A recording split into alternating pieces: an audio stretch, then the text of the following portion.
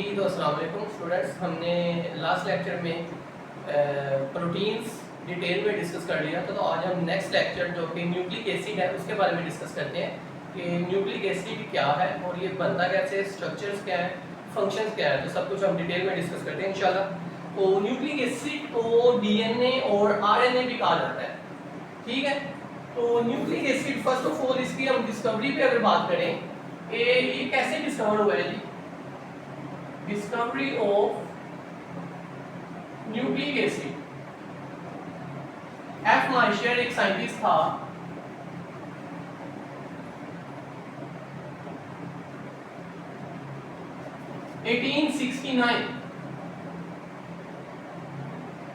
F. Maischer in 1869 discovered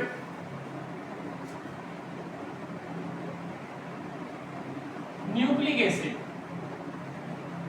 F Miescher ने 1869 में nucleic acid को डिस्कवर किया। कहां से डिस्कवर किया? He discovered it from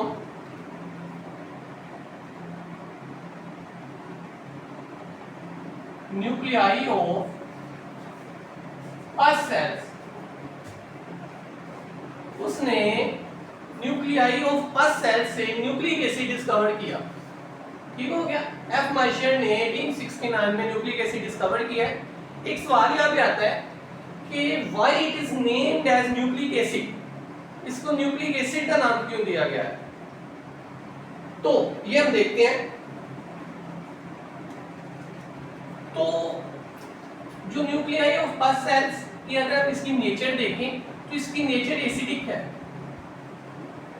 acidic nature. It has acidic nature and it comes from the nucleus, so it is named as nucleic acid।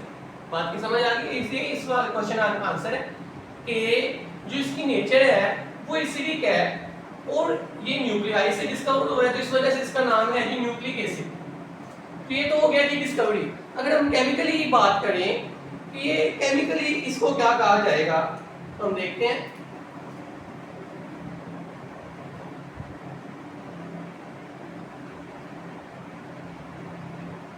Chemically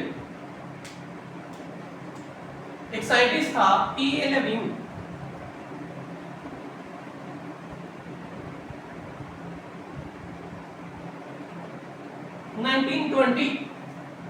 P.A. Levine in 1920 studied that nucleic acid is made up of nucleotides।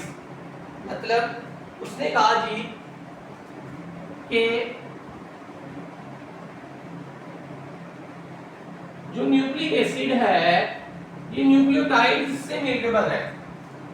अब nucleotides क्या है? Nucleotides are the subunits of the nucleic acid. Nucleotides nucleic acid का सब unit है।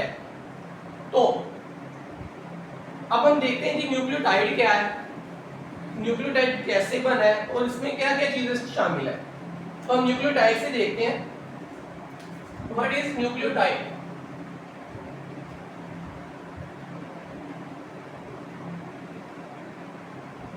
Nucleotide is made up of 3 units.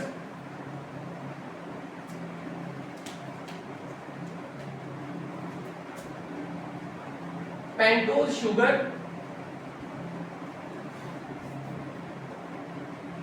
nitrogenous base,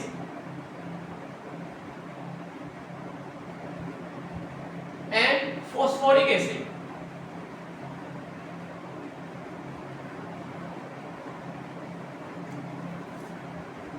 PA Levene ने कहा जी nucleic acid nucleotides से मिलकर बना है, मतलब न्यूक्लियोटाइड्स न्यूक्लिक एसिड के सब यूनिट्स हैं। और जो न्यूक्लियोटाइड है ये 3 चीजों पे मुश्तमिल है, pentose sugar, nitrogenous base and phosphoric acid. अगर हम इसका स्ट्रक्चर देखें तो इसका स्ट्रक्चर कुछ यूं है।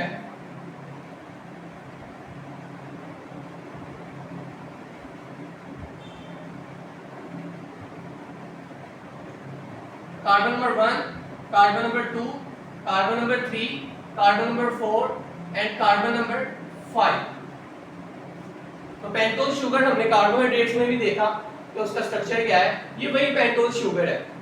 तो लेकिन कार्बन नंबर 1 पे नाइट्रोजनस बेस अटैच है,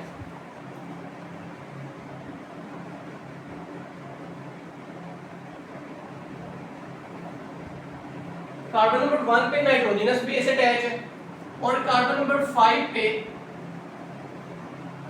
फॉस्फेट ग्रुप अटैच है। बात की समझ आ गई है? ये एक टोटल एक न्यूक्लियोटाइड का स्ट्रक्चर है, pentose sugar, nitrogenous base and phosphoric acid. जो नाइट्रोजनस बेस है ये वेरिएबल ग्रुप, बात याद करनी है आपने, जो नाइट्रोजनस बेस है ये वेरिएबल ग्रुप है,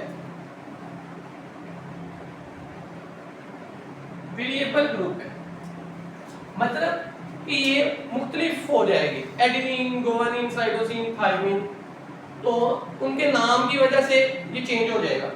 ठीक है, मतलब यहाँ पे कोई भी न्यूक्लियोटाइड नाइट्रोजनस बेस आके अटैच हो सकती है। तो ये एक टोटल एक न्यूक्लियोटाइड का स्ट्रक्चर है।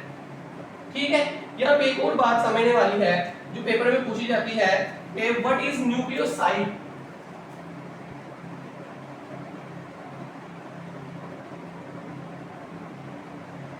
न्यूक्लियोटाइड हमने देख लिया है कि ये तीन चीजों पर मुश्तमिल है, pentose sugar, nitrogenous base and phosphoric acid.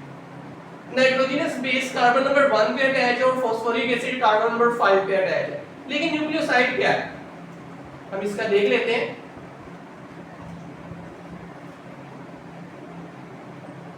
Nucleotide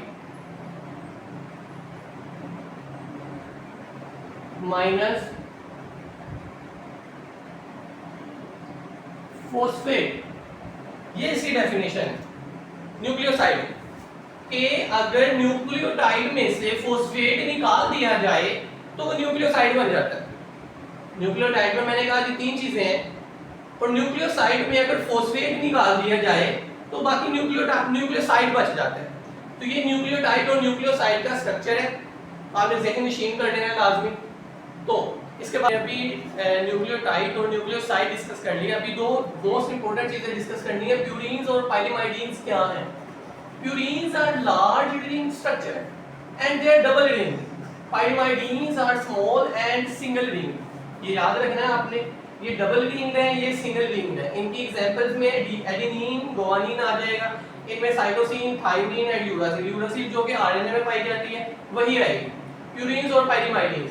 तो यहाँ पे मैंने चार इंपॉर्टेंट नाइट्रोजनस बेसिस 5 बनाई हैं, वो जो आपको याद करने जरूरी है, इनके स्ट्रक्चर्स आपको लाजमी आने चाहिए। तो सबसे पहले हम देखते हैं कि एडेनिन।